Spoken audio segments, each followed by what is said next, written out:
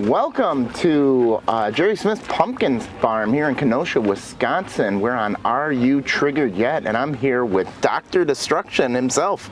You are here with Dr. Destruction himself at the Jerry Smith Pumpkin Farm. All right. Which is an interesting moment. We have moved the castle to the Jerry Smith Pumpkin Farm, stone by stone. Wow, that's incredible. Hey, I'm really glad that, you know, with this whole COVID going on, I kind of got kicked off health insurance. And I think I have a growth on my prostate, so I was wondering if you could check me out. Well, I have a psychologically deformed clown. He's in the back. Okay. He's a lot better at those things than I am, so I usually refer you to him. No, I was just thinking you were a doctor. A few snips with the, you know, the old scissors. So, Dr. Destruction, the name, how'd you come up with that?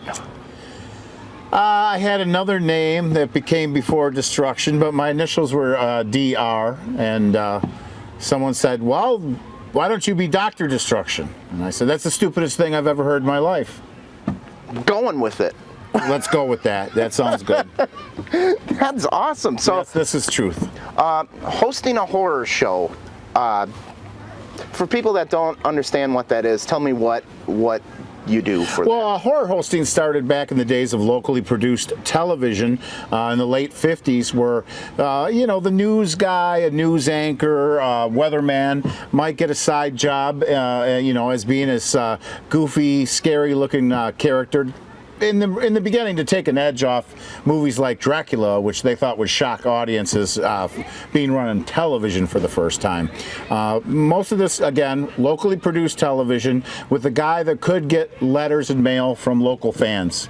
We've lost that era of locally produced television, with the exception of you know, cable access channels and things like that. But now horror hosting has gone on to many internet platforms. But it has its roots in very old school, locally produced television. A lot of guys that really grew up in show business, whether they were magicians, whether they were clowns, whether they were news anchors, they usually had a solid background in entertainment, maybe even vaudeville, that they brought to the horror hosting. That's got to put a smile on your face. Children crying, leaving the Haunted Manor. I know, I just love it. Have a horrifying week, kiddies. Yes.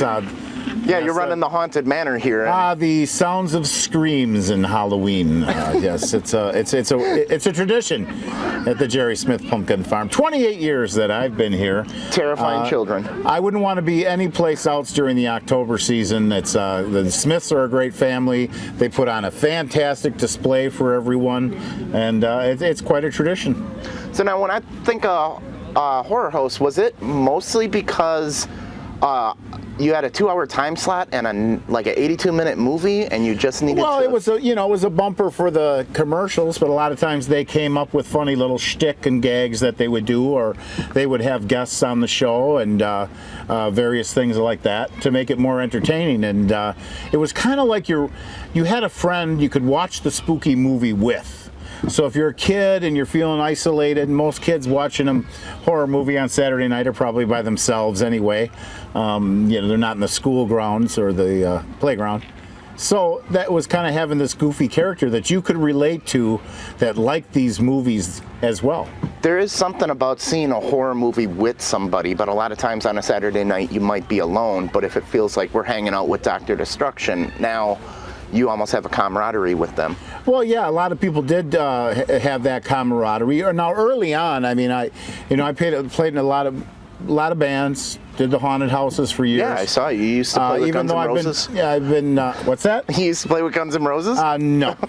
No, I had a little altercation with Slash once, but we won't talk about that. Actually, you took Alice Cooper's makeup. I love Alice Cooper. I mean, I grew up with Alice Cooper, but I played in bands forever. And then I like the goth bands. Then I did the haunted house thing for a year. But I've only been horror hosting for 19 years. That's all? That's it. But we are the longest running. Your horror hosting can go to the bar. Huh? In 2 more years, your horror host can go to the bar. Right. Actually, I think I'm the longest running horror host show in Wisconsin right now, which is fun. But when I first started, it was pretty wild. I mean, I was pretty raunchy, and I was having a lot of fun. Yeah. But then grandparents start telling me it was family night with the grandkids. So it's time to pull it back a little bit, Okay. you know, because I respected that. I thought that was actually the coolest thing in the world. So I toned it down, I guess, or made the jokes so that they'd go over the kids' heads and the parents would get it. And try to be a little more creative with it that way. If anybody wants to know, like, level of celebrity, you can tell by this power move of how he is sitting way up here and the podcast host is on the ground. Well, this is, you know, you're in the hot seat, you know. It doesn't matter who you are. We'll put you in the hot seat. I mean, we can switch. Yeah, no, that's fine. I don't need to sit on a milk jug. We're good. That's why I didn't want to switch. I set that up. There you go. That was great. That in itself is in the true tradition of a horror host show. Wow. Dr. Cadaverino in Milwaukee, one of my favorite horror hosts growing up. He actually he wanted a new set. They wouldn't build him a new set until finally he was doing his Saturday night show and proceeded to smash the living bits out of the show with the set with an axe. Wow. Yeah, that was he did that, which meant I think he ended up hosting his show from like a game show set or something like that for quite a while afterwards. Okay. Hey, Chris, the red X was about 1 foot this way where the milk jug was supposed to be, so next time, He missed. you know, now I got to finish this interview with a live Dr. Destruction here. That's right. You won't be the first one to try to kill me off. All right. So you're here with the Haunted Manor. What can we expect to see when we go in there? Well, the Haunted Manor, I firmly believe that a haunted house should have a personality. And I like the thematic building blocks of the Haunted Manor and the idea that the house is sort of a character. And of course, most kids' vision or horror fans' vision of a haunted house is really some old Victorian house with lots of cool antiques and oriental rugs and suits of armor and that sort of thing. And that's the sort of personality of a haunted house, which actually was just a state of beauty some 100 or more years ago. So that's kind of the fun of the Haunted Manor. There's also interesting things. There's some carpet in there and an organ from the Ringling Brothers Museum in Baraboo. Okay. Little artifacts here and there. Pieces of wood that came from significant places. I believe that wood can have a spirit. It can have a soul.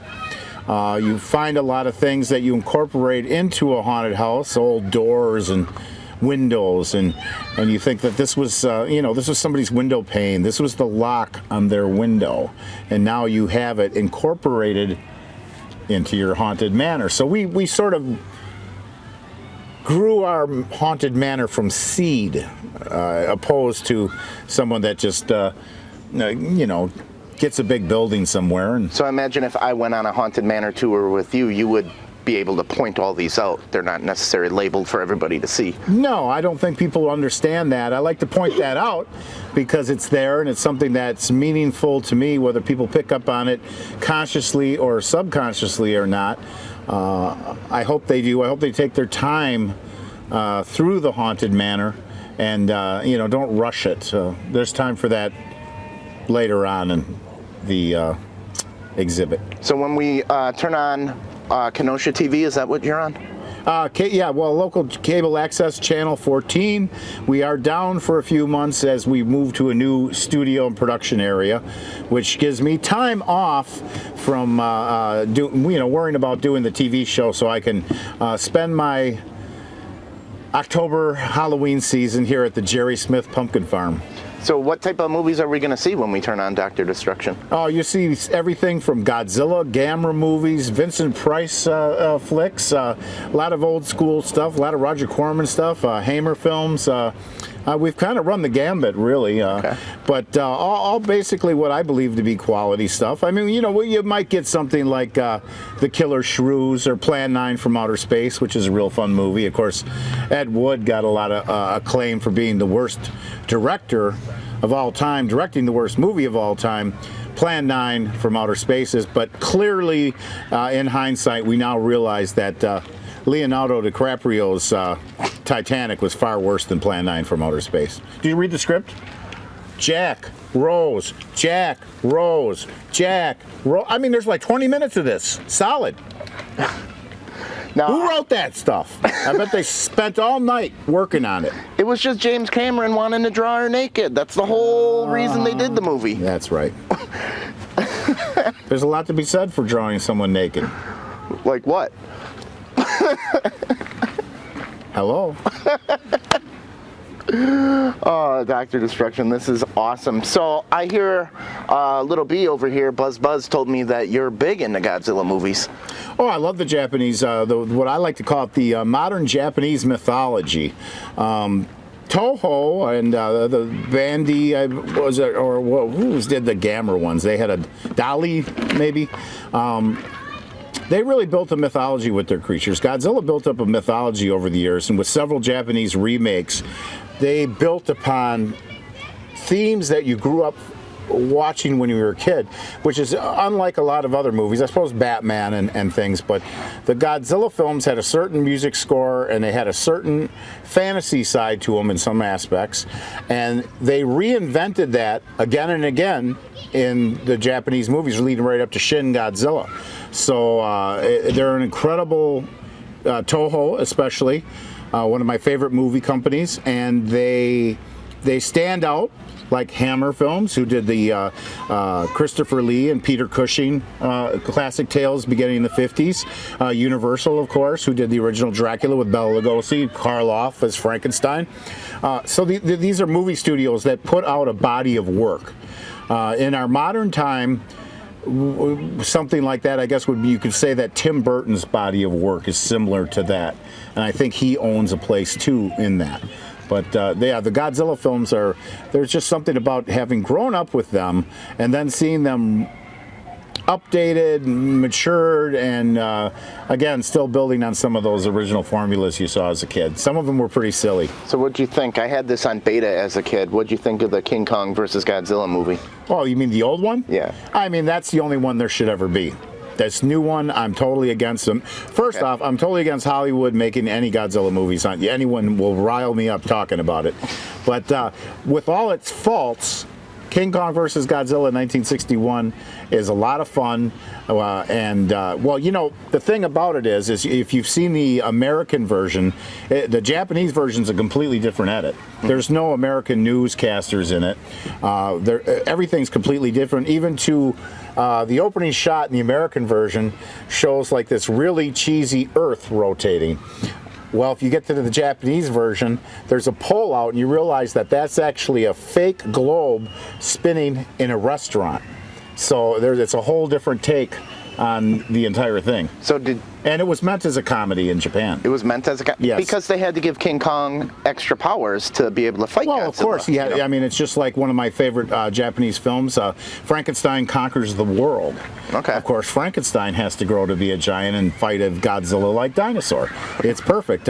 Frankenstein Conquers the World is a standalone, very interesting film in the fact that the monster is a victim. He's a victim of Hiroshima that eats Frankenstein's heart, which was brought to Japan from Germany and then brought to Hiroshima during the time of the bomb. So it's a really heavy movie. Again, it's a Japanese movie with a Japanese actor playing the Frankenstein monster. So for some people that's awkward or comedic. If you get over that, you'll realize what a really good movie it is. And there's even there's a alternate ending, which I think they should have used, which would made it such more tragic of an ending than the way they ended it. Interestingly enough, Nick Adams was he wasn't going to be long for this world yet when he made that film. Nick Adams was on the set of a movie called Die Monster Die. I don't know why that rings a bell, but he was in a film with Boris Karloff that Roger Corman did. They shot in England. Actually, I think at the same mansion they did Rocky Horror. And Nick Adams asked Karloff, well, can you tell me the ropes about doing a Frankenstein film? And he said, never let the monster upstage you. And of course, a Frankenstein monster that's actually a Hiroshima victim upstaged him. Yeah. Majorly, yeah. So who's going to win in a fight? Giant Frankenstein or Godzilla? Well, they were talking about doing Frankenstein versus Godzilla early on, but they scrapped that and made Frankenstein Conquers the World. They brought in a different monster, Baragon, who breathed in fire and kind of looked like a really big fat cat lizard sort of thing. But it's a cool movie. That's awesome. All right, when should we expect you back on TV, back on the airwaves? You still got social media going? Well, we still got stuff on YouTube. Dr. Destruction's YouTube page ought to keep you busy. I don't know. There's stuff everywhere. We will be back. Who knows when? 2-3 months maybe. Okay. But it will return on Channel 14. The shows will be continuing, though, on KenoshaMedia.org and on the Kenosha Community Media Roku channel. And those are on 9 p.m. Saturday night, Tuesday at 3 p.m., and midnight Friday. And if they want to come meet you in person and check out the Haunted Manor, where can we find you? You come to Jerry Smith's Pumpkin Farm, 7150 18th Street, Summers, Wisconsin. This is where it's at. We've got the Haunted Manor. We've got an exotic animal zoo over. We've got a giraffe. There is a giraffe right on the other side of the castle over here, just so you know. We've got a marvelous petting zoo. We've got a jumping pillow over here, a fabulous hayride with our very own hayride driver, Fabio. We might want to talk to Fabio before the night's over. All right. And, of course, the traditional Jerry Smith's Pumpkin Farm Halloween pumpkin displays that are in the front part, located right behind the county store, where you can get cider, caramel apples, popcorn, all kinds of kettle corn and fun. Oh, I just saw, yes, you had Molly at caramel apple. That's a tradition since cider? 1974, started by Rosemary and Jerry Smith. Great people. And Joe and Amy Smith are now the proprietors, and they're keeping the tradition alive. All right, well, come on down. Thank you for being on. Thank you for having us. Thank you for everything. And that's about it. Thanks.